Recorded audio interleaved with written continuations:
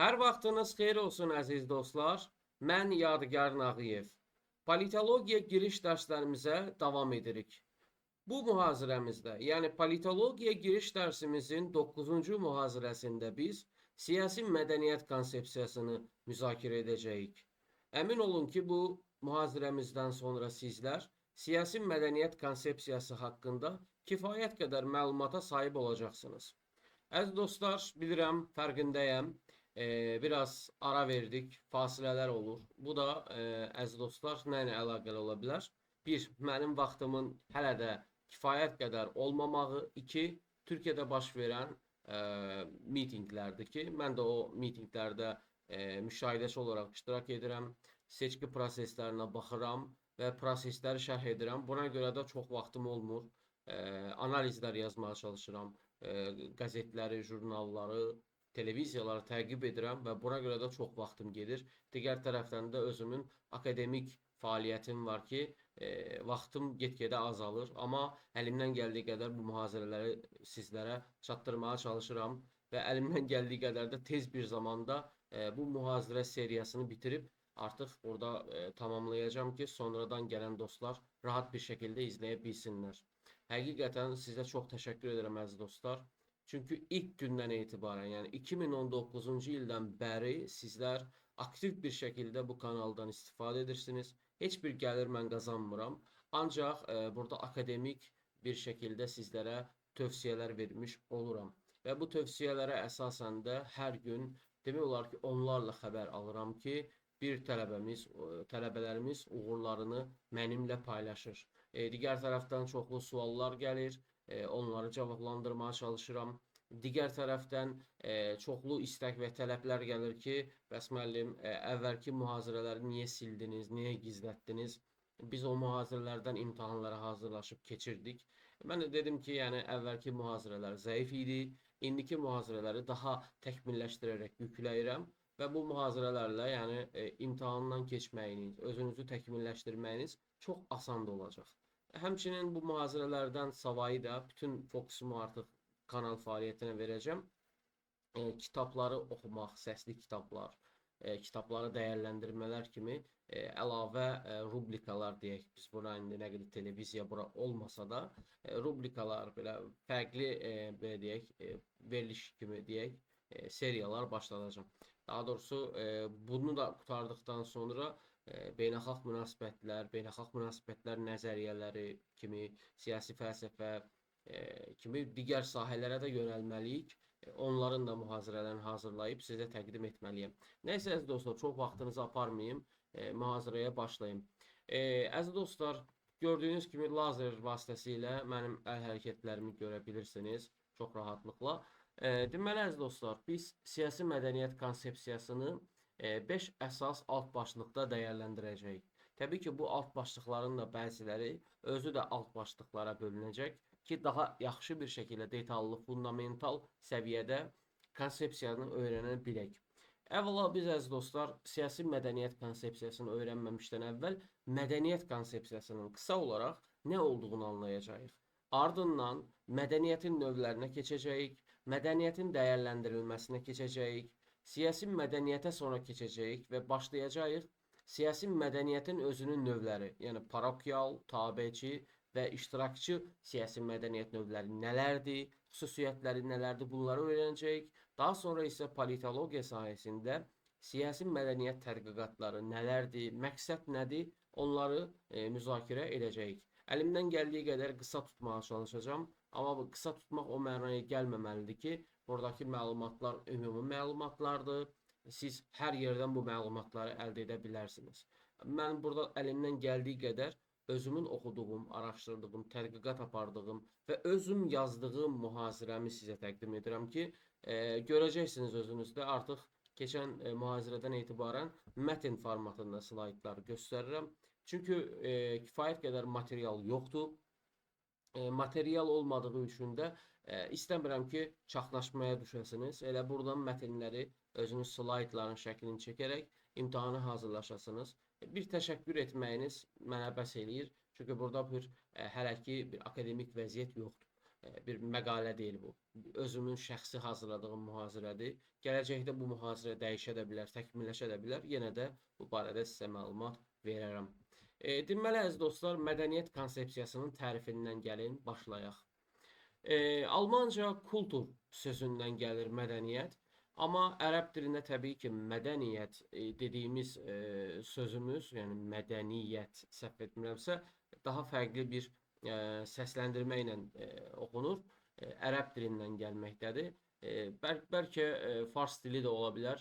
Tam müzakirəyə açıq bir mövzudur. Çünki məktəb sözü özü də məsələn ərəb dilində də var. Fars dilində də ona yaxın sözlər olduğu bilirik. Müəllim, müəllimə kimi falan filan. Yəni bunu mən burada necə deyirlər, etimoloqlara həvalə edirəm. Onlar əgər səhv bilirəmsə məni düzəldərlər, şərh yazarlar aşağıda. Nəysə, biz qərb mədəniyyəti üstündən gedirik hal-hazırda. Ona görə də Avropa materialları istifadə edirik. Deməli, Alman dilində kultur sözü mədəniyyət mənasına gəlir. Kulturun özü də bir vaxtilə necə deyərlər, bir kənd təsərrüfatında istifadə olunan bir vasitə idi ki, o da torpağın işlənilib becərilməsində böyük bir rol oynayırdı. İndi hal-hazırda o alətin adı tam yadımda deyil, amma belə bir şey olduğunu da araşdırıb tapa bilərsiniz. Hər şeydə məndən gözləməyin. Araşdırın, tapın, burada məlumat paylaşın, mən də öyrənmiş olum. Bu da qarşılıqlı bizim dostluğumuzu artırsın. Nəysə, mövzumuza qaydanda, yəni kultur sözü burada istifadə olunur. Ardından İngilis dilində isə culture və culture dediyimiz Amerikan və İngilis, British aksentlərinə görə dəyişməklə istifadə olunur. Təbii ki, ən çox burada biz Rus dilində də kultur sözünün necə deyərlər, daha çox qarşılıq gördüyünü görməkdəyik ki, bu da Almancanın və mədəniyyət mövzularında, sonra siyasi mədəniyyət mövzularında tədqiqatların aparılmasını da Almaniyanın mərkəzə çevirir. Və bu da Alman dilindən olan o istifadə olunan mənanın daha çox rəğbət göstərdiyini də bir daha sübut etməkdədir. Təbii ki, Anglo-Sakson dediyimiz, yəni Amerika Birləşmiş Ştatları və İngiltərənin rəhbərlik elədiyi o liqa ki var, Anglo-Sakson liqa. Bunlarda daha çox bu culture yerinə daha çox demək olar ki, sivilizasiya Almanca istifadə olunur. Biz də təbii olaraq sivilizasiya sözündən istifadə edirik. Amma biz öz dilimizi o qədər düzgün istifadə etmirik ki, mədəniyyəti kulturun yerinə, kültürün yerinə ki, Türkçədə kültürün yerinə, kültürün mədəniyyətin yerinə, mədəniyyəti təzədən sivilizasiyanın yerinə, sivilizasiyanın mədəniyyətin yerinə istifadə edirik.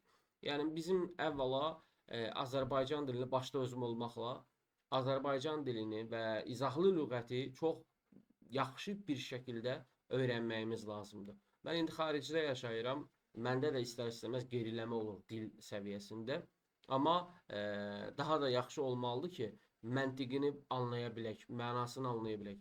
Yəni burada da etimolojik olaraq əziz dostlar, biz mədəniyyətin fundamentini görmüş olduq, kökünü gördük. Mənim elmi rəhbərim olan Professor Doktor Rıza Arslan da öz kitabında belə qeyd etmişdi. Mən oradan istat götürdüm. Deyir ki, siyasi mədəniyyət cəmiyyətləri, dövlətləri formalaşdıran əsas strukturları tanıyaraq, həmin cəmiyyətin idarəçiliyinin necə formalaşdığını, necə idarə edildiyini və ölkə sərhədləri daxilində yaşayan fərdlərin xoşbəxtlik səviyyələrini və idarə etməyə qarşı göstərdikləri münasibəti araşdırır. Qısaca, mədəniyyət öyrənilən, inkişaf etdirilən və izah edilən sosial davranışların ümumi məhsuludur. Yəni, əziz dostlar, paragraf gedəcəm ki, fikriniz yayınmasın. Burada biz nəyə görürük? Burada biz siyasi mədəniyyət cəhətdən mədəniyyətin alt qatı olan siyasi mədəniyyəti görürük ki, bunu da tanımaq üçün, yəni bir ölkənin, bir cəmiyyətin siyasi mədəniyyətini bilmək üçün dövlətinin, cəmiyyətinin formalaşma əsas strukturunu tanıyırıq. Yəni tanıyaraq daha doğrusu. Bu da konstitusiyadır bildiyiniz kimi. Konstitusiyada iqtidar ilə xalq arasındakı münasibətlər özünü göstərir. Yəni bu ikisinin qırmızı xətti harda keçir? Hansını üstələyir? Hansı yerdə səlahiyyətə sahibdir və ya tam əksi səlahiyyətə sahib deyil? Bunlara əvvəlki mühazirələrimizdə danışmışdıq. Yəni burada biz bir dövlətin siyasi mədəniyyətini öyrənmək istəyiriksə əgər, onun əvvəla konstitusiyasına baxırıq. Konstitusiyada ilk olaraq biz görürük ki, xalqa səlahiyyət nə qədər verilib, iqtidara, siyasi iqtidara nə qədər verilib. Və bunu bildikdən, anladıktan sonra, əziz dostlar, biz anlamış oluruq ki, buradakı siyasi mədəniyyət hansı növə sahibdir. Və burada da təbii olaraq bir legitimlikdən gedir söhbət. Yəni idarəçilik, okey. İdarəçilikdən gedir söhbət. Hansı idarəçilik formasına aid olması, dövlətin quruluşu, bunlar gedir. Digər tərəfdən xalq hansı məqamda bunlara legitimlik, yəni razılıq göstərir ki, bunlar da onun, necə deyərlər, xoşbəxtliyi ilə paralel inkişaf edən bir şeydir ki, burada da bir münasibətlər toplusu da ortaya çıxır. Digər tərəfdən də mədəniyyətin özü isə inkişaf etdirilir, daim inkişaf etdirilir və sosial davranışların ümumi məhsulunu, yəni izah edilən sosial davranışlar ümumi məhsuludur. Yəni normdur, yəni dəyərdir. Məsələn, 19-cu əsrdəki bir qadının rolu ilə 21-ci əsrdəki bir qadının rolu eyni deyil. Çünki artıq mədəniyyət dəyişib, siyasi mədəniyyət də ona oxşar şəkildə dəyişəcək. Məsələn, 19-cu əsrdə qadınların səs vermə hüququ yoxdur, ancaq 21-ci əsrdə qadınlar da kişilər kimi tək dəyər, tək səs vermə hüququna sahibdirlər. Yəni bu özü belə mədəniyyətdə yaşanan, yəni mədəniyyət dediyimiz, yəni həyatımızın normlarında, yazılmayan qanunlarında yaşanan deyək, dəyişikliklərin siyasi mədəniyyətə də təsirini göstərir və bu da bizə bir tərəfdən funksionalist mövqe cəhətdən bunu göstərir ki, hər şey, bütün dövləti əmələ gətirən elementlər qarşılıqlı olaraq münasibətlər içindədir. Birində baş verən hadisə digərlərinə də təsir edir. Digərində baş verənlər də bunu təsir edir. Yəni qarşılıqlı münasibətlər var. Yəni belə desək, ölkə daxilində yaşanan bir mitinq başlayır onun iqtisadiyyatına, sosial vəziyyətinə falan filan hamısına təsir edir. Mənfi ya da müsbət mənada ki, mitinqin nəyi müsbət ola bilər? Mənfi olacaq əlbəttə. Məsələn, ya da Çində baş verən qlobal pandemiya bir mənalı şəkildə bütün dünya dövlətlərinə mənfi təsir göstərir. Təbii ki, hər mənfinin içində də bəzi yeniliklər yaşanır. Məsələn, hal-hazırda sizinlə mənim söhbət eləməyim kimi interaktiv bir şəkildə olmasa da, mən burada sizlərə bir şey izah edirəm. Siz internet vasitəsilə məni dinləyir və ya görürsünüz. Ki, bu da özü pandemiyada ortaya çıxan ən böyük yeniliklərdən biridir. Təbii ki, ondan əvvəl də var idi. Amma bununla birlikdə distant təhsil daha da əhəmiyyətini artırdı və artıq insanlar, necə deyərlər, distant formada konferanslara qoşulurlar, tədbirlərdə iştirak edirlər. Bu da həm də digər tərəfdən maddi xərclərin azalmağına səbəb olur. Yəni belə dəyişikliklər, yəni cəmiyyətin, dövlətin strukturunun birində, ya da cəmiyyətin bir strukturunda yaşanan dəyişiklik birbaşa transformasiya, birbaşa digər qurumları, digər qrupları da təsir edir. Və bu da zamanla daim inkişaf etdirilərək təkmilləşə gedir. Burada Emre John da maraqlı bir yanaşma sərgiləyib. Deyir ki, müəyyən sosial strukturlarda illərin, hətta əsrlərin topladığı dəyərlərin bir toplusudur. Yəni, əziz dostlar, burada dediyimiz şey burada da təkrar olunmuş olur. Bəli, mədəniyyət dediyimiz şey və onun alt qolu olan siyasi mədəniyyət dediyimiz şey illərdir toplanan dəyərlərin, təcrübələrin, normların, yazılan və ya yazılmayan qanunların, yəni normların, necə deyərlər, bir toplusudur. İndi isə əziz dostlar, mədəniyyətin növləri ilə gəlin tanış olaq. Əslində bunu gördüyünüzdə ağlınıza sosiologiya dərsi gələcək ki, hansı ki sosiologiya dərsində bunları daha detallı bir şəkildə necə deyərlər, sizlərə çatdırırlar. Amma unutmayın, sosial elmlər bir-biri ilə əlaqəli olduğu üçün bir sahə digər sahəyə də təsir göstərir. Burada biz əvvəla elit mədəniyyətlə tanış olaq. Elit mədəniyyət, əziz dostlar, maddi baxımdan zəngin aristokratların paylaşdığı mədəniyyətdir. Bir mənalı şəkildə. Yəni, sizin imkanınız olmadan, sizin var dövlətiniz olmadan, sizin təhsiliniz, dünya görüşünüz olmadan siz elit mədəniyyətin nümayəndəsi ola bilmərsiniz. Ən başlıca xüsusiyyət isə sizin mötəbər bir ailədən və ya mötəbər bir şəxs olmağınız. Ən başlıcası isə imkanınızın, gəlirinizin, var dövlətinizin olmağıdır. Var dövlət demək, elit mədəniyyəti daxilində sizin yüksəlməyinizə ən böyük itələyici gücdür, belə deyə bilərik. Buna görə də maddi baxımdan zəngin aristokratların paylaşdığı mədəniyyət növüdür elit mədəniyyət. Elitlər, əziz dostlar, klassik musiqi dinləyir, müasir rəqsləri bilir, heykəltaraşlıq daha doğrusu və yağlı boya işlərində maraq göstərirlər. İndi əziz dostlar, gəlin özümüzdə indi səmimi söhbət edirik. Burada hansısa bir siravi vətəndaşın aylığı deyək ki 100 dollar, 500 dollar olan bir şəxsin belə bir necə deyərlər, fəaliyyətlərlə məşğul olmağı nə qədər mümkündür? Çox mümkün deyil. Çünki rəqs bilməlisən. Bizim burada söhbət etdiyimiz rəqs milli rəqslər falan deyil. Bizimkilərdəki olduğu kimi. Burada yəni tango başda olmaqla böyük, yəni mötəbər rəqslərdir. Daha sonra heykəltaraş. Məsələn, baxırsınız ki, varlı imkanlı şəxslərin evlərində rəsmlər var ki, hansı ki bunlar çox bahalı qiymətə alınmış rəsmlərdir. Və ya sərgilərdə görürsünüz ki, insanlar gedir, rəsmləri satın alırlar böyük məbləğlərdə. Bunu hansı sıradan siravi bir vətəndaş edə bilir ki? Edə bilməz. Ona görə də burada pul amili, gəlir amili, var dövlət amili ön plana çıxır.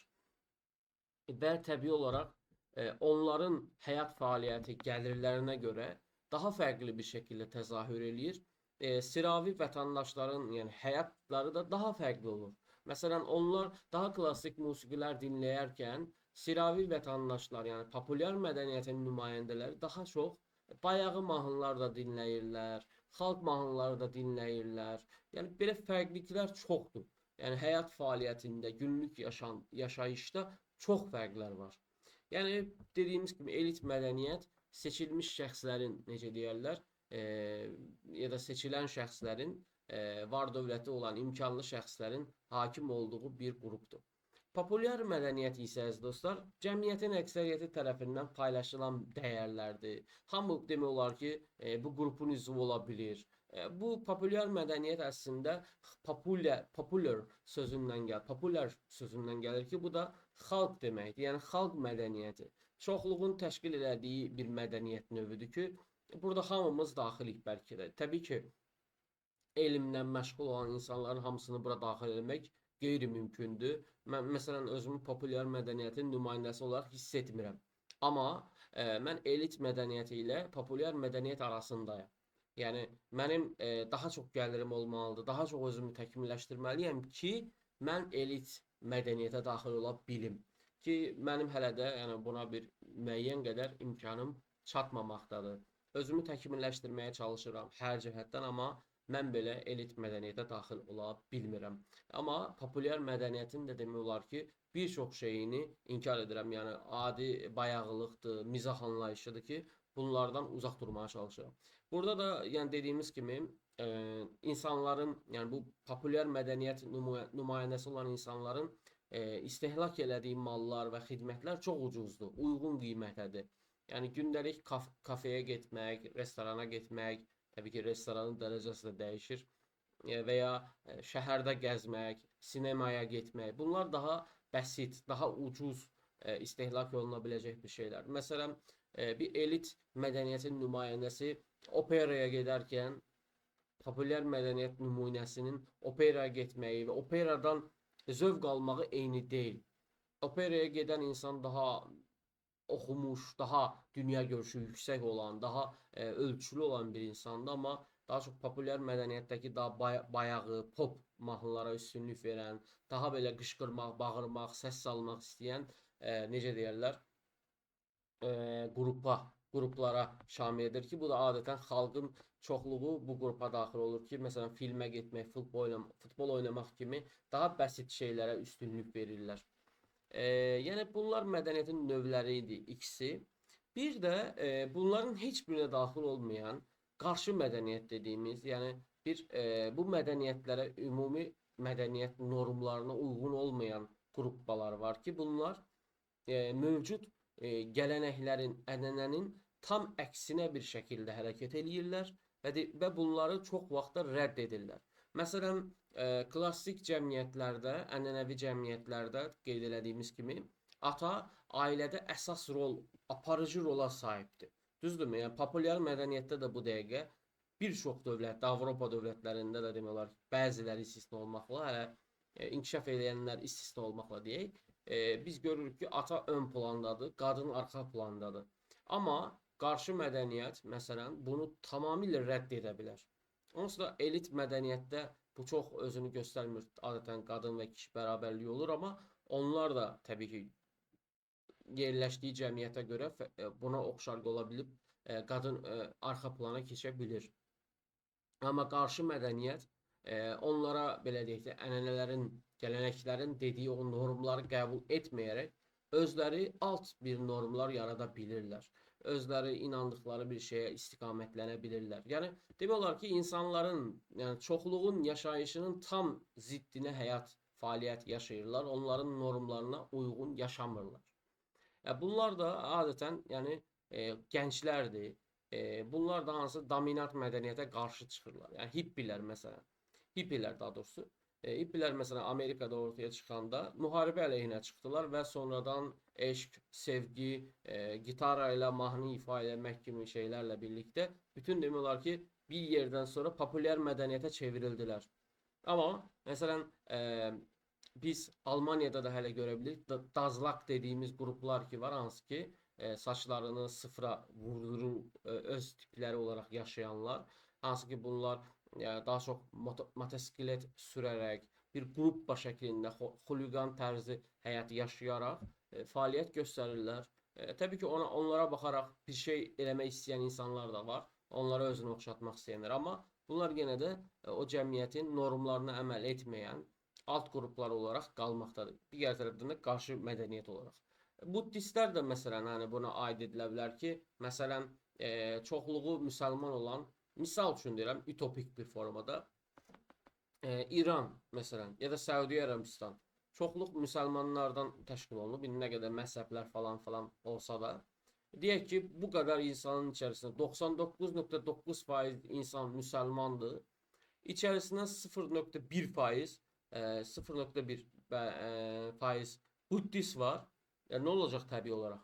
Bu qədər insanda bu qəribə gələcək ki, biz bu qədər insan bir şeyə inanırıq. Necə olur axı bunlar fərqli şeyə inanırlar? Onda buddistlər orada avtomatik olaraq nəyə çevrilir? Qarşı mədəniyyətə çevrilirlər. Yəni alt qruplara çevrilirlər. Özləri o mövcud çoxluğun əməl elədiyinin tam əksinə bir həyat fəaliyyəti, normlara sahibdirlər. Amma təbii ki, burada da qeyd etdiyim kimi bir yerdən sonra ki, buddistlərdən nümunə verdik məsələn, hinduizm də buna daxil edilə bilər. Bir müddətdən sonra bunların populyar mədəniyyətə çevrilmə ehtimalı var. Hal-hazırda da Azərbaycanın özündə də görə bilərsiniz ki, nəfəs məşğələləri ilə birlikdə hinduizm, buddizm kimi xüsusiyyətlər artıq ölkədə populyar bir mədəniyyətə çevrilirlər. İnsanlar nəfəs demək olar məşğələlərinə qatılaraq o rahiblərin, keşişlərin belə deyək, fəaliyyətlərini özləri də bilmədən, istəmədən və ya istəyərək, bilmirəm tam orasını, əməl eləmiş olurlar və beləliklə onlar da zamanla qarşı mədəniyyəti populyar mədəniyyətə çevirirlər. Ki, bu da böyük bir ustalıq tələb edən bir şeydir. İndi isə əziz dostlar, mədəniyyətin dəyərləndirilməsinə baxaq. Görək mədəniyyəti necə dəyərləndirirlər. Mədəniyyəti əziz dostlar iki formada insanlar dəyərləndirir və ya tədqiqatçılar.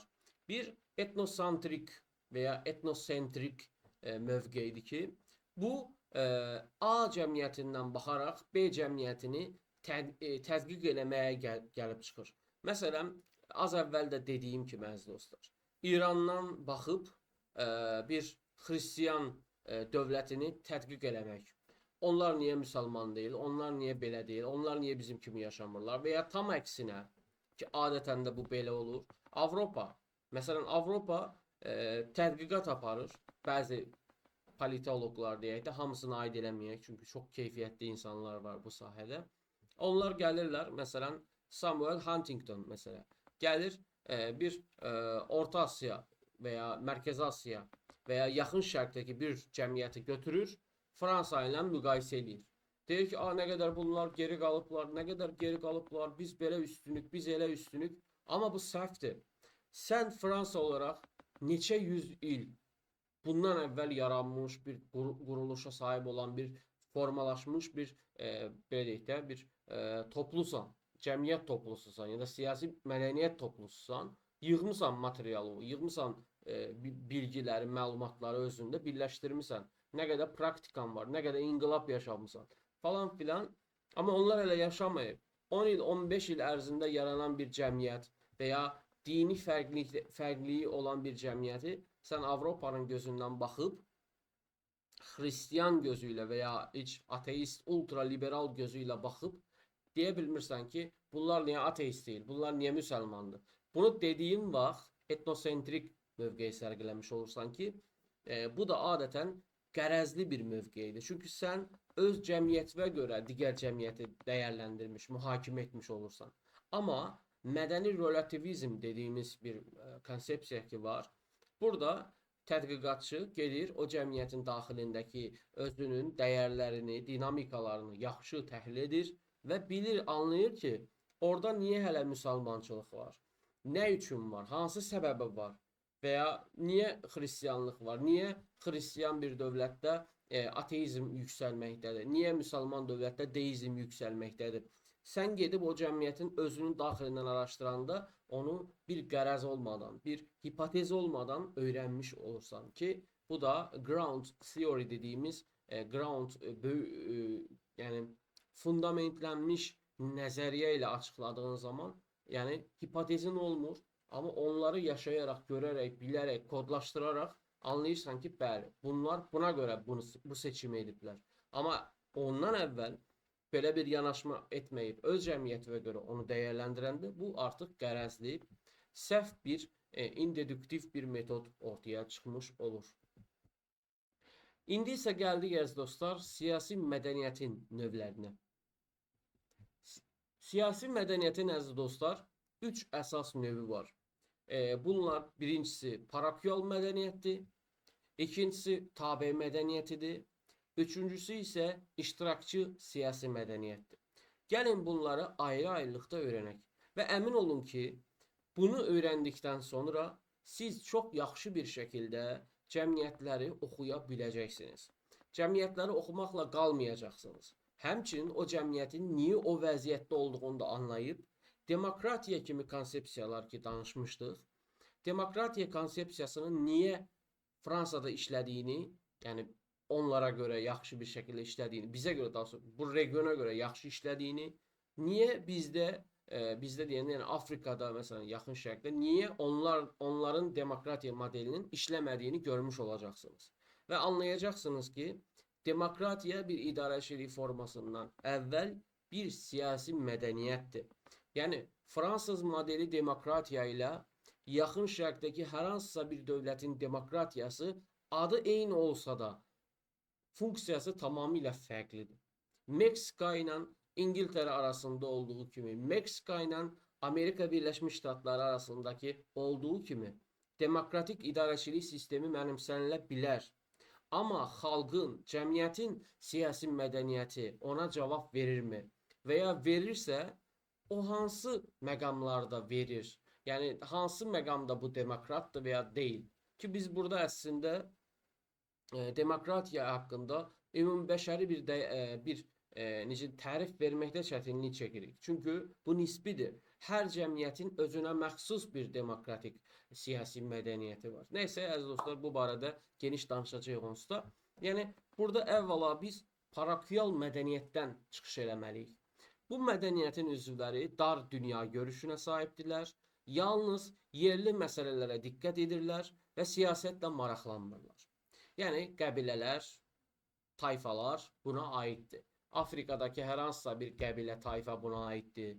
Yaxın Şərqdəki qəbilələr, tayfalar buna aiddir. Yəni, biz Türk dilində buna aşirət deyirik ki, bu qruplar özü özünü təmin eləməyə çalışan qruplardır ki, məsələn, özləri məhkəmə qurur ya da qurmağa çalışır, özləri öz məsələlərini daxillərində, necə deyərlər əziz dostlar, həll edirlər. Yəni bu da necə deyərlər, daxili bir məsələ olaraq qalır və onlar öz işləri ilə maraqlanırlar. Heç kimin də onların daxili işlərinə qarışmağına imkan verməməyə çalışırlar. Digər tərəfdən əziz dostlar, hətta dilini və ya idarəetmə sistemini bilmədiyi bir ölkəyə köç edən şəxs də buna aid edilə bilir. Əlbəttə ki, aid edilə bilir. Məsələn, siz bir Azərbaycanlısınız və Almaniyaya köçürsünüz. Almaniyaya köçərkən də sizin dünya görüşünüz Azərbaycanlı dünya görüşü olduğu üçün, siyasi mədəniyyətiniz Azərbaycana fokuslandığı üçün Almaniyada ilk əvvəllər çətinlik çəkirsiniz. Onların qayda qanunlarını öyrənənə qədər bu proses davam edir. Çünki siz hələ də öz daxilinizdə özünüzü Azərbaycana aid hiss edirsiniz. Onun qaydalarına, qanunlarına görə yaşayırsınız ilk mərhələdə Almaniyaya gedərkən. Amma sonradan burada daxilinizə qapanırsınız o insanları tanımadığınız üçün, qayda qanunlara da bilmədiyiniz üçün, agah olmadığınız üçün. Amma sonradan təbii ki, bu proses məcburi şəkildə onsuz da o dövlətdə yaşayacaqsınızsa, dəyişiklik göstərir. Bu mədəniyyətin üzvləri dövlət qurumlarından xəbərləri olsalar da, onları dəyişdirmək üçün səy göstərmirlər. Belə deyək, X qəbiləsinin üzvüsünüz. Siz bilirsiniz ki, siz Azərbaycanda qəbilə varmı bilmirəm, yəni bildiyim qədərilə yoxdur. Ona görə burada Türkiyədən məsələn qəbilələr olduğunu bilirəm, yəni tayfaları bilirəm. Məsələn, deyək ki, Türkiyə Respublikasındasınız. Belə deyək, cənub deməyək, şərq ərazi tərəfindəsiniz. Bir qəbilədə üzvüsünüz. Siz bilirsiniz ki, yəni məlumatınız var. Bilirsiniz ki, siz Türkiyə Respublikası daxilində yaşayırsınız. Amma hər şeydən əvvəl yəni deyirsiniz ki, mən şərqdə yaşayan bir insanam. Mənim Ankara ilə nə işim var? Mənim İzmirdən, İstanbuldan nə işim var? Mən burada yaşayıb, burada əkib becərib, yaşayıb, ölüb gedəcəm yəni. Uşaqlarım olacaq, burada yaşayacağam. Bəlkə bəxtim gətirər, şəhər mərkəzinə gedərəm, eləyərəm. Yəni o qəbilə formasında belə düşünürsünüz adətən. Və deyirsiniz ki, məni maraqlandıran mənim qəbiləmin, tayfamın daxili işləridir. Mən dövlətin işinə qarışmaq istəmirəm və apolitik kimi davranırsınız, amma əslində apolitik deyə bir şey yoxdur. Politiksiniz. Qəbilə daxilində əgər 2-dən çox insan varsa, orada da daxildə münasibətlər varsa, orada da siyasət, politika var əslində. Nəysə, siz özünüzlə məşğul olmağa üstünlük verirsiniz. Burada parokial mədəniyyətdə belə qoyum lazırmı? Yəni, parokial mədəniyyətdə üzvlər belə deyək də dövlətlə və onun belə deyək qurumları ilə əlaqələr qururlar. Cəmiyyətin qururlar qurmağını, amma belə deyək də əslində burada mən bunu vurğulamaq istəyirdim ki, bu yazımda. Məsələn, onlar dövlət haqqında, qurum haqqında istər-istəməz onlarla münasibətlərdədir. Çünki vergi ödəyirlər, əskərə gedirlər falan filan. Yəni burada münasibət var. Amma onlar daha çox burada dövlətə və onun qurumlarına laqeyd münasibət bəsləyirlər. Yəni o barədə əlaqə qururlar yazmışdım. Digər tərəfdən də təbii olaraq digər cəmiyyətlərə, yəni və ya cəmiyyətin digər üzvlərinə, digər qəbilə və tayfaların üzvlərinə elə də yəni isti münasibət bəsləmirlər. Daha çox öz qəbilələri, tayfalarının daxilindəki o mədəniyyətin mənimsədikləri üçün hər yerdə bunu axtarırlar.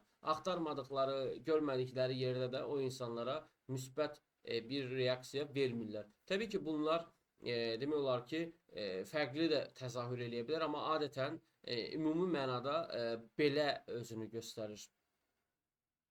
Digər tərəfdən vurğuladığımız kimi bu şəxs, yəni üzv, aid olduğu qəbilənin, tayfanın o atadan, babadan, atadan gələn o ənənəvi qayda qanununa əməl eləyir. Onu öz dövlətinin qayda qanunundan daha üstün bilir və deyir ki, mən bu qaydalar üçün yaşayıram, yaradıram və əlimdən nə gəlirsə etməyə hazıram. Məsələn, buna türklər törə deyirlər. Törə də o qəbilənin, tayfanın özünün daxili qayda qanunlarıdır. Bunlar adətən yazılmamış qanunlardır, normlardır. Məsələn, bir qızın evdən qaçmağı, başqası ilə getməyi, ataya qarşı gəlmək, anaya qarşı gəlmək burada olmur. İmkan yoxdur. Və qadın həmişə ikinci plandadır tayfalar daxilində. Bunlar da deyirlər ki, mənim qayda qanunlarım bunlardır. Mən bunlara əsas alaraq hərəkət edirəm və belə halda da əziz dostlar, nə baş verir, ortaya çıxır? Dövlətin qayda qanunları qalır qıraqda. Bunlar özləri öz mühakimələrini aparıb, lazım gələrsə ailə daxilində kimisə öldürmək lazımdırsa ya da başqa qəbilə tayfadan kimisə öldürmək lazımdırsa, özləri bunu həll edirlər və dövlət də yəni bunların qarşısını almağa çalışır. Amma nə qədər ala bilər ki? Yəni bunlar anadan gəlmə bu qaydalara görə böyüyürlər. Yəni burada da əziz dostlar, burada da qeyd etdiyim eyni şeydir əslində. Tayfanın, qəbilənin dini, məzhəbi nədirsə, görüşləri, fikirləri nədirsə, o üzvlər də bunlara o qədər önəm verir. Digərləri, yəni dövlətdən və digər icmaların, cəmiyyətlərin belə deyək, fikirlərindən daha üstün bilirlər. Onu ölənə qədər müdafiə edirlər. Adətən belə olur. Burada da dediyimiz kimi bu üzvlər, yəni qəbilə, tayfa üzvləri öz işlərini özləri görməyə üstünlük bilir. Gedib kimisə məhkəməyə vermək yerinə özü lazımdırsa o şəxsin özü cəzasını verməyə, onu mühakimə etməyə cəhd edir ki, bu hadisələr Türkiyədə daha çox olur ki, görə bilirik və yaxın şərqdə də bu hadisələr, son baş verən Suriya hadisələrini görürük ki, böyük insan tələflərinə səbəb olur. Burada patriarxal sistem hökm sürür. Təbii ki, atanın hakimiyyəti, kişinin hakimiyyəti ön plandadır. Qadın ikinci plandadır. Bu insanlar adətən daxildə birləşdikləri üçün çox xaricə, yəni ətrafa bağlı bir yaşayış yaşadıkları üçün adətən bu insanlar, yəni üzvlər talihə inanırlar, Allaha inanırlar, ya yaradana inanırlar belə deyək. Sonra dininə inanırlar, daha dindar olurlar. Və beləliklə hər şeyin bir Allahın işi olduğuna inanırlar və onlar da yəni hər şeyə razılıq göstərirlər. Məsələn, qəribə ola bilər sizin üçün, amma bir tədqiqatda, birazdan da bəhs edəcəyik bu tədqiqatdan, Meksika məsələn, Meksika cəmiyyəti adətən bu xüsusiyyəti özündə ehtiva eləyir. Meksikalılar da adətən tayfa, qəbilə formasında demək olar ki, özlərini təmin eləməyə, dövlətdən qaçınmağa çalışırlar. Ki, məsələn, orada narko biznesin, belə deyək, bu qədər geniş yayılmağı, Kolumbiyada buna məncə daxil edilə bilər ki, dövlətdən əlavə özləri öz işlərini görürlər ki, bu da mafiyanın təbii olaraq ortaya çıxmağına da səbəb olur. Yəni, burada da qısaca bunlar idi. Tabe mədəniyyəti var, əziz dostlar. Tabe mədəniyyəti parokial mədəniyyətdən daha yaxşı bir vəziyyətdir, ara vəziyyətdir. Burada artıq fərd demək olar ki, cəmiyyətin bir üzvü olduğunun fərqindədir, vətəndaş olduğunu bilir, səs vermə hüququnun fərqindədir, konstitusiyadan az-çox xəbəri var, namizədlik verə biləcəyini də bilir. Amma fərd düşünür ki, o tək başına nəyisə dəyişmək iqtidarında deyil, nəyəsə gücü çata bilməz. Ona görə də o deyir ki, mənim öhdəliklərim nələrdir, mən bunu qarşılayım, amma mən hər şeyə qarışmayım. Qoy dövləti idarə edənlər, dövlətdə olanlar özləri işi ilə məşğul olsunlar. Digər tərəfdən də deyir ki, dövləti əgər bu şəxslər idarə edirsə, bu insanlar seçilmiş şəxslərdir. Mən isə adi insanam.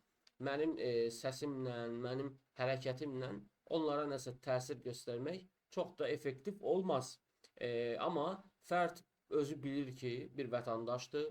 Onun özünün səlahiyyətləri, məsuliyyətləri var. Məsələn, vergi ödəmək, orduya getmək və təbii ki, bunlar kimi də vergi ödəyərkən, dövlətin qurumları ilə işi düşərkən, sonra hərbiyə xidmətə gedərkən, polisi görərkən, xəstəxanaya gedərkən falan, yəni dövləti dolaylı olaraq anlayır, dövlətin nə olduğunu anlayır, amma tam anlaya bilmir ki, Səhiyyə Nazirliyi nə üçün qurulub? Və bunun fundamentində məqsədi nədir? Hərbi, məsələn, nazirlik, Müdafiə Nazirliyi nə üçün qurulub? Niyə səs veririk? Nə üçün səs veririk? Yəni fərd dolaylı olaraq məlumatı var dövlətinin olduğundan, amma dövlətin necə ortaya çıxdığı, ona hansı səlahiyyətləri verdiyini tam anlaya bilmir, qavraya bilmir ki, bu keçiş dövrüdür onsuz da. Yəni sonradan iştirakçı mədəniyyətə keçə bilsə bu cəmiyyət, demokratikləşə bilsə, anlayacaq hüquqlarının nə olduğunu. Amma məlumatı var. Məlumatı var ki, yəni belə bir şey var, bir dövlət var. Dövlətin qurumları ona təsir edəni anlayır ki, yəni bu dövlətin bu qurumu mənə bunu kömək edir. Amma anlamır qurumun niyə ortaya çıxdığını, nə işə yaradığını. Burada da yəni fərd suverenlik haqqına təbiətən anadan gəlmə sahib olduğunu bilmir. O anlamır ki, konstitusiya ilə təbii haqlarını dövlətə verib. Dövlət də onun əvəzinə bu işləri görür. O düşünür ki, mən özüm öz işimi həll edə bilərəm. Mən özüm öz işimi həll edə bilərəm. Dövlət də burada, yəni dövlətə qarışmayım. Dövlət də yəni böyükdür də, mənim atamdır belə deyək. Mən ona qarışmayım. Yəni belə bir yanaşma var, belə bir mövqey var ki, fərd də öz səlahiyyətlərini anlamadığı üçün haqq hüquqlarından da çox xəbərdar deyil. Daha sonra isə təbii ki, gücü olmadığını zənn edir. Yəni bu da qeyd elədiyim məsələ. Daha sonra isə fərd deyək ki, müəyyən problemlər yaşayır. Düzdürmü? Problem yaşayır. Hansısa məmur onun haqlarını, hüquqlarını tapdalayır, onun haqqını yeyir və o da düşünür ki, tamam, yəni bunlar hamısı yəqin ki, belədir. Mən kimi kimə şikayət eləyəcəm ki? Mən kiməm ki, mənim nə gücüm, nə qüvvətim var ki, dövlət məni ciddiyə alacaq, məni dinləyəcək. Və bu da təbii olaraq fərdin siyasi mədəniyyətinin olmamağıdır ki, fərd bu mədəniyyətə, haqq, hüquqa, özünün səlahiyyətlərinə məlumat sahib olmadığı üçün özü öz xoşluğu ilə öz haqlarının tapdalanmağına imkan yaratmış olur. Burada da dövləti böyük qüvvət olaraq görür. Anlamır ki, dövlət onun və onun kimi olan insanların razılığı əsasında idarə olunur. Əgər onun səsi, razılığı, legitimliyi olmasaydı, onu idarə edən şəxsin legitimliyi də olmayacaqdı. Yəni o anlamır ki, dövlət xalq olmadan heç bir şeydir. Xalq amma dövlət olmadan da var ola bilər. Yəni qruplar, kommunal halda. Yəni bu şəxs bunu anlamır. Anlayır ki, anladığı sadəcə budur ki, o sadəcə dövlətə xidmət edən birisidir, bir xidmətçidir, amma anlamır ki, dövləti idarə edən onun xidmətçisidir. Yəni belə bir maraqlı vəziyyət var ki, bu da keçiş dövrü cəmiyyətlərə xas bir şeydir.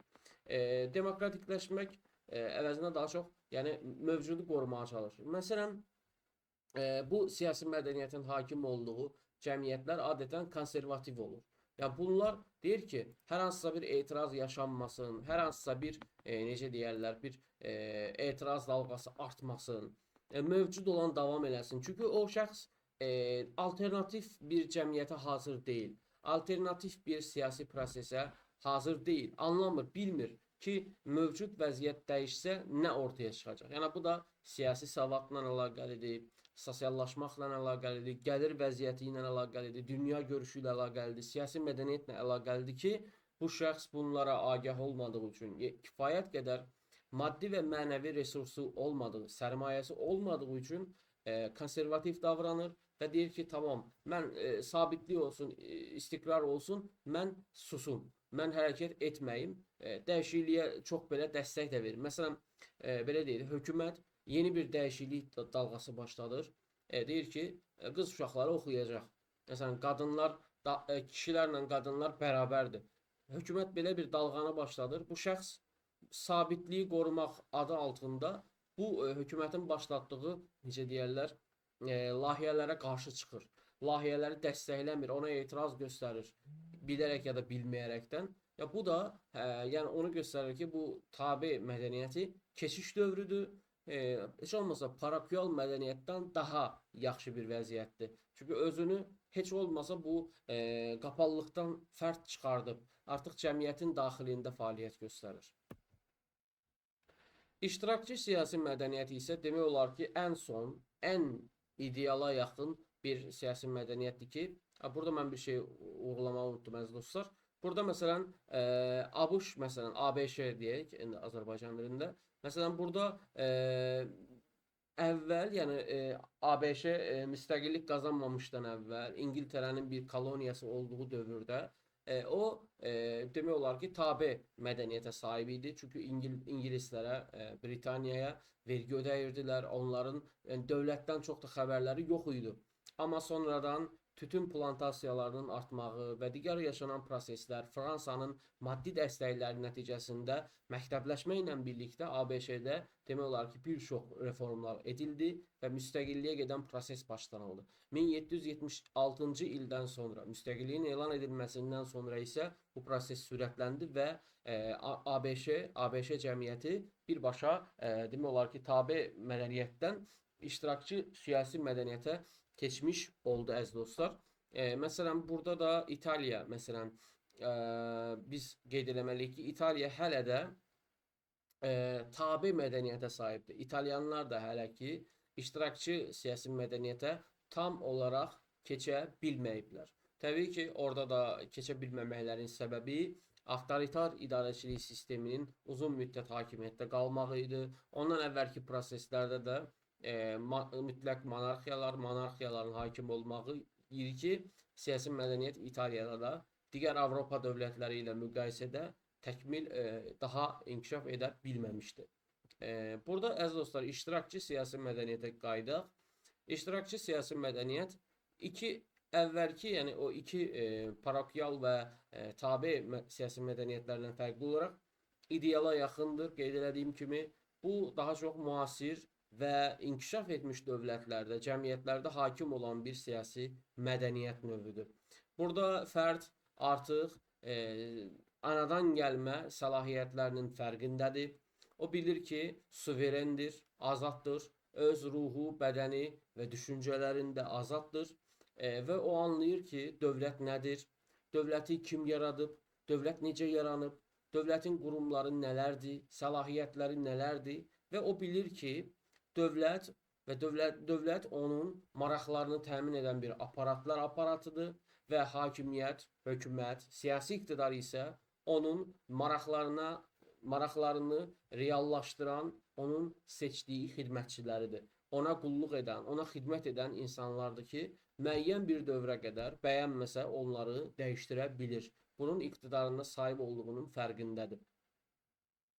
Və bilir ki, o etiraz edə bilər, tək başına olsa belə fikrini bəyan edə bilər, müəyyən yollarla bunu səsləndirə bilər və öz etirazını bildirərək dövlətin qurumlarının fəaliyyətindən narazı olduğunu bildirə bilər. Hətta imkan gələrsə qurumların fəaliyyətinə dəyişiklik edə bilər, modifikasiya, transformasiya prosesində ola bilər. Digər tərəfdən də fərd xüsusilə də iştirakçı demokratiyanın inkişafı ilə, yəni 1980-ci illərdən etibarən fərd QHT-lərdə, yəni qeyri-hökumət təşkilatlarında və ya hökumət təşkilatlarında iştirak edərək proseslərə rol ala biləcəyini bilir. QHT-lər vasitəsilə siyasi hakimiyyət üstündə təsir qura biləcəyini bilir. Maraq və təzyiq qruplarında rol ala biləcəyini bilir. Və hər şeydən əvvəldə fərd milli dövlət dediyimiz bir konsepsiyanın fərqindədir. Milli dəyərlərə sahibdir. Digər cəmiyyət üzvləri ilə birlikdə həmrəy ola bilir, onlarla təşkilatlana bilir, bunun fərqindədir. Daha sonra isə burada qeyd elədiyim biraz tələsib bu məlumatı da vermişəm ki, dövləti idarə edənlərin müəyyən dövrə dövləti idarə edənlərinin hakimiyyətin onun xidmətçiləri olduğu, xalqın xidmətçisi olduğunun da fərqindədir. Siyasi mədəniyyətin tədqiqatları ilə bitirəcəyik. Burada da əziz dostlar qeyd eləmək lazımdır. İlk girişdə də bəhs etmişdim ki, mədəniyyət özü bir necə ki cəmiyyətin normlarını özündə ehtiva edirsə, siyasi mədəniyyətdə onun idarə edilməsi ilə vətəndaşlara və siyasi iqtidara ayrılan o səlahiyyətlərin sərhədlərinin necə deyirlər, müəyyən olunmağında əsas rol oynayır. Ki biz anlaya bilirik konstitusiyaya baxanda, siyasi partiyaların fəaliyyətinə baxanda, mətbuatın fəaliyyətinə baxanda anlaya bilirik ki, əziz dostlar, xalq nə qədər müstəqildir, siyasi iqtidar nə qədər səlahiyyətə sahibdir. Burada da əziz dostlar, yəni bunu qeyd elədim mən bura. Yəni qısaca siyasi mədəniyyət burada bu paragrafa görə insanların nə qədər razılıq siyasi iqtidara nə qədər razılıq verib vermədiyində göstərən özündə amilləri var. Digər tərəfdən siyasi mədəniyyət tədqiqatları eramızdan əvvəl 430-cu illərdə Perikl dövründə başlayır ki, Perikl müxtəlif mütəfəkkirləri, filosofları Afinaya dəvət edərək onların fikirlərini almağa çalışır. Təbii ki, Perikl özü də Afina və Sparta şəhər dövlətləri arasındakı fərqləri müzakirə edir ki, bu aradakı fərqlər nədir? Çünki Periklin özü də hər nə qədər demokratiyaya meyilli birisi olsa da, bəzi tarixçilərə görə Perikl bu demokratiyanı, bu göstərdiyimiz bu iştirakçı demokratiyanı 1980-ci illərdə olan yox, bu bir qədim növünü daha çox öz hakimiyyətini idarə etmək üçün populizm olaraq, alət olaraq istifadə etmişdi bəzi tarixçilərə görə ki, buna görə də Afina ilə Spartanın müqayisəsinə çox üstünlük verir. Yəni xüsusilə siyasi mədəniyyətlərinə. Çünki Afina şəhər dövləti, əziz dostlar, daha demokratikdir, amma bu demokratiklik nə idi, əziz dostlar? Sadəcə azad kişilər, azad Yunan, Afinalı kişilər vətəndaş idi. Qadınlar, qullar, xaricilər, uşaqlar vətəndaş sayılmır. Ona görə də bu daha çox mal dövlətə əsaslanan bir demokratiyadır. Bunu da vurğulamalıyıq. Amma Spartada isə tamamilə bir avtoritar, totalitarizm var və hətta orada da hamı döyüşçüdür. Demək olar ki, xalqın çox hakimiyyətə qarışdığı görünmür. Daha çox mötəbər şəxslər, daha çox ağsaqqalların Spartanı əsas idarəçi olduğunu görə bilirik. Digər tərəfdən Eforoslar dediyimiz dövlət inspektor, dövlət tədqiqatçılar, dövlət nəzarətçilər qrupu da var ki, bunlar əsas plandadırlar. Orada yəni Afina və Sparta arasında demokratiya cəhətdən fərqlilik var. Siyasi mədəniyyət cəhətdən də fərqlilik var. 19-cu əsrdə də Tocqueville başlayır, gedir Amerikaya. Amerikaya gedəndə də kitab yazır. Deyir ki, Amerikada demokratiya. Orada qeyd edirdi ki, Fransada, ABŞ-də və bir də bir dövlət, ABŞ ilə Avropa daha çox, amma Fransa burada mərkəzə alınır. Burada qeyd edirdi ki, ABŞ-də yəni idarəçilik daha çox inkişafa meyillidir, kapitalizmin əsas amili olduğuna görə və buna görə də iştirakçı demokratiya var. Amma Fransada da demokratiya var, amma ABŞ necə deyim, daha bir fundamental, cəmiyyətlə birlikdə dəyişkənliyi uğradığı üçün, burada da qeyd etdiyim kimi, daha onun arasındakı siyasi fərqi görə bilir. Məsələn, ABŞ idarəçiliyi burada xüsusilə də cəmiyyətin dəyişkənliyi ilə dəyişdiyini qeyd edir. Amma Fransada isə daha çox bilir ki, De Gaulle dövründə də olduğu kimi, De Gaulle daha çox öz maraqlarına görə Fransanın indiki o yarı prezident sistemini, yəni sem-prezident dediyimiz idarəçilik formasını dəyişdirir. Yəni ABŞ-də cəmiyyət dəyişir, siyasi mexanizmalar dəyişir. Yəni aşağıdan gələn istək, tələbə görə idarəçilik dəyişir. Amma Fransada isə daha çox bu tədqiqatda da, sonraki tədqiqatlarda da deyə bilərik ki, daha çox yuxarıdan aşağı dəyişikliklərdən olur. 1789-cu ildə yaşanmış o Fransız inqilabı belə bəzi kitablarda təəssüflər olsun ki, bəzi dırnaq arası tarixçilər qeyd edir ki, bu xalqın inqilabı idi. Xeyr, əsla belə deyil. Fransız inqilabı birbaşa burjuvanın, yəni aristokratların necə deyərlər, inqilabı idi. Xalq orada sadəcə bir aparat rolu oynayırdı.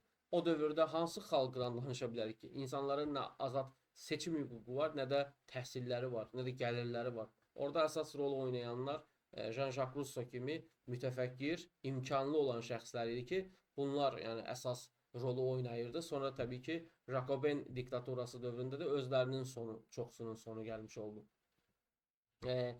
Siyasi mədəniyyət tədqiqatlarında digər məsələlər isə Max Weber məsələn ön plana çıxır. İqtisadiyyat və Cəmiyyət adlı əsərində də o fərqli idarəetmə sistemlərini ehtiyaclar əsasında, yəni formalaşdığını irəli sürür. Yəni bu da Tocqueville kimi, yəni aşağıdan gələn bir ehtiyaclar sistemi olduğunu vurğulayır.